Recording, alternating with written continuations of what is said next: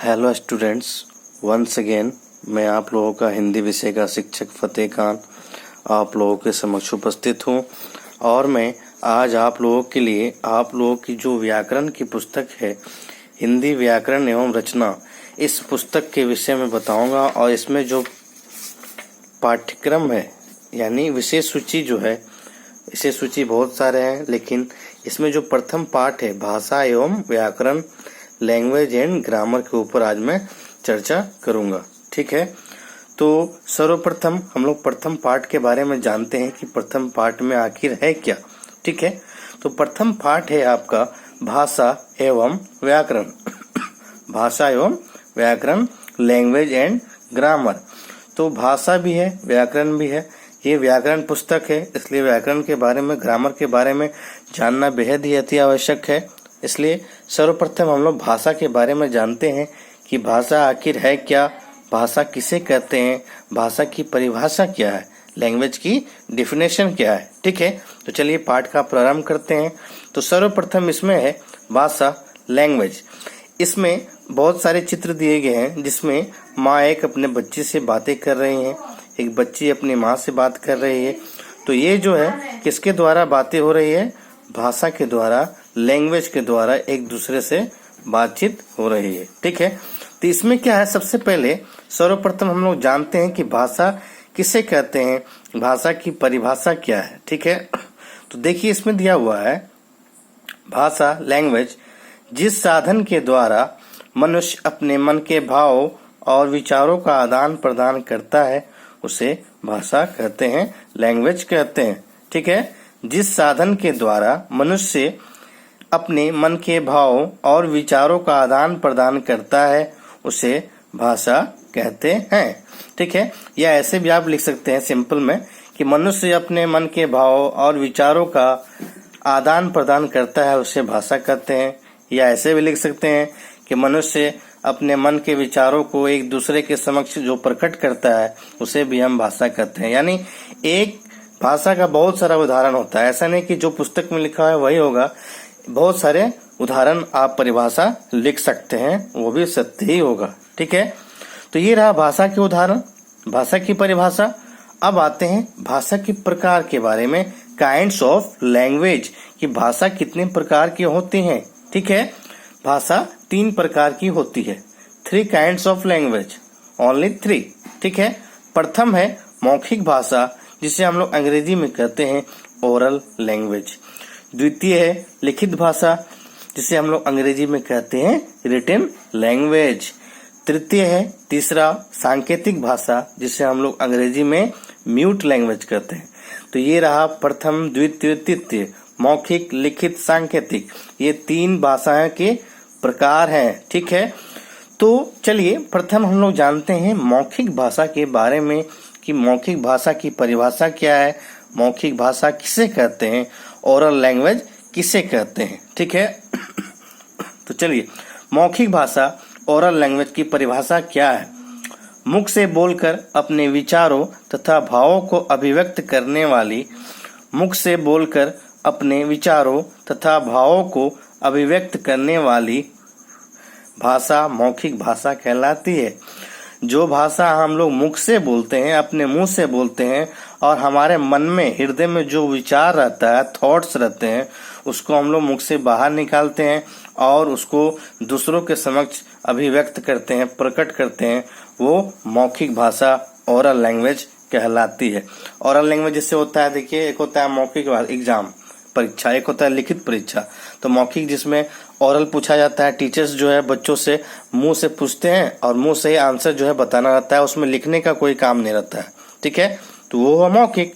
और लिखित में हो गया जिसमें रिटन, जो आप लोग रिटन एग्जाम देते हैं आप लोग स्कूल में, ठीक है, तो वो कहलाता है रिटन।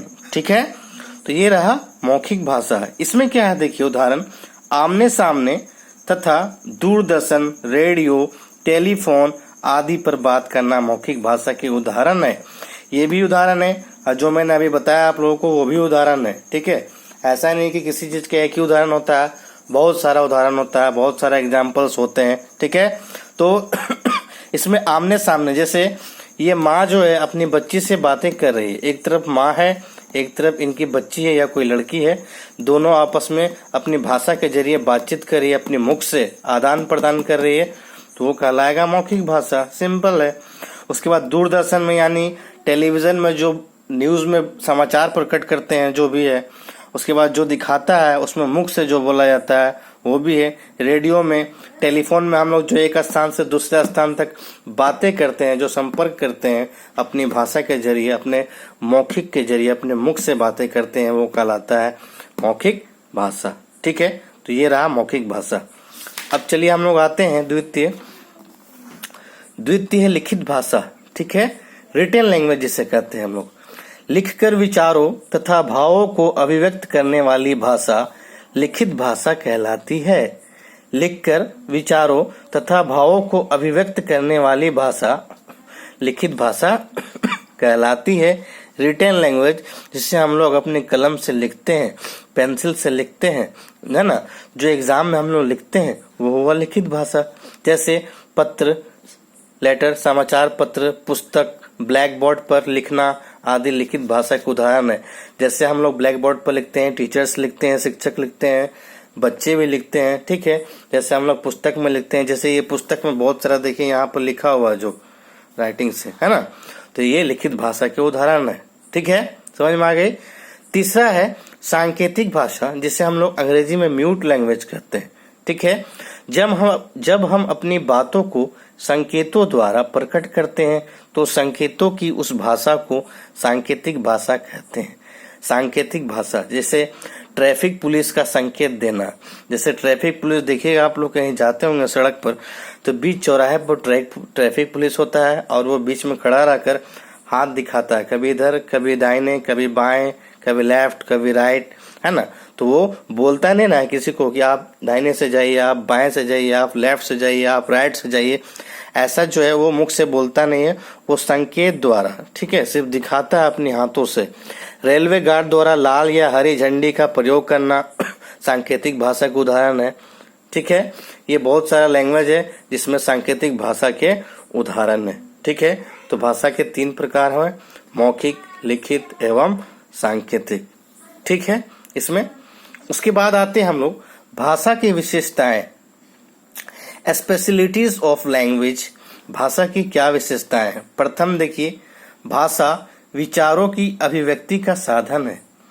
भाषा विचारों की अभिव्यक्ति का साधन है, यानी भाषा जो है, हम अपने विचारों में, हमारे मन में बहुत सारे विचार रहते हैं, थॉट्स रहते हैं, लेकिन उन थॉट्स को, उन विचार को हम अपने हृदय से बाहर निकालते हैं और अपने मुख से उन विचारों का आदान प्रदान करते हैं। वो अभिव्यक्ति का एक साधन है। ठीक है, दूसरा है भाषा कई सार्थक ध्वनियों के मेल से बनती है। भाषा बहुत सारे ध्वनियों के मेल से एक दूसरे से जुड़ता है आपस में, और जुड़कर जो है एक भाषा का रूप धारण कर लेता है, तब जाकर हम बोलते हैं, लिखते हैं, सांकेतिक भाषा का प्रयोग करते हैं। ठीक है, फिर तीसरा है संसार के सभी प्राणियों में केवल मनुष्य ही भाषा का प्रयोग करता है। संसार में जो मनुष्य है वो सर्वश्रेष्ठ प्राणी माना जाता है, सबसे अच्छा, है ना, सबसे उच्च माना जाता है। कौन? मनुष्य। मनुष्य ही एकमात्र ऐसा प्राणी है इस संसार में जो ईश्वर का प्रदान है, कि ईश्वर द्वारा महिमा है कि मनुष्य को ऐसा बनाया गया है कि वो अपनी वाणी के जरिए, वो अपनी भाषा के जरिए, अपनी बोली के जरिए अपने विचारों को आदान प्रदान करता है। ठीक है, केवल मनुष्य, ना तो पशु पक्षी करते हैं, नहीं करते हैं। पशु पक्षी क्या है, मुख भाषा में बात करते हैं, वो अपनी दुख दर्द पीड़ा को बयां भी नहीं कर पाते हैं, अपनी कष्टों को साझा भी नहीं कर पाते हैं, लेकिन मनुष्य जो है अपनी बातों को, अपने विचारों को एक दूसरे से प्रकट आदान प्रदान कर पाता है। ठीक है, तो ये रहा भाषा की विशेषताएं, भाषा के प्रकार, भाषा किसे कहते हैं। ठीक है, तो भाषा के बारे में आज हम लोग जाने हैं। नेक्स्ट वीडियो में मैं आप लोगों के समक्ष व्याकरण के बारे में प्रस्तुत करूंगा कि व्याकरण है क्या, ग्रामर है क्या, ग्रामर किसे कहते हैं, ग्रामर की क्या परिभाषा है। ठीक है, तो फिलहाल मैं अपनी वाणी को यहीं विराम देना चाहता हूँ। धन्यवाद।